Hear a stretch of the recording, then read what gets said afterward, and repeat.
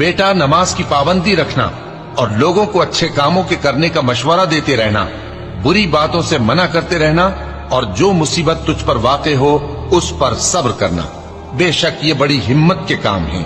और तकब्बुर करते हुए लोगों के सामने गाल न फुलाना और जमीन में अकड़ कर न चलना, इसलिए कि अल्लाह किसी इतराने वाले शेखी खोरे को पसंद नहीं करता। और अपनी चाल में एतदाल किए रहना और बोलते वक्त जरा आवाज नीची रखना, क्योंकि बहुत ऊंची आवाज गधों की सी है और कुछ शक नहीं कि सबसे बुरी आवाज गधों की होती है। क्या तुमने नहीं देखा कि जो कुछ आसमानों में और जो कुछ जमीन में है सबको अल्लाह ने तुम्हारे काबू में कर दिया है और तुम पर अपनी जाहिरी और बातिनी नेमतें पूरी कर दी हैं।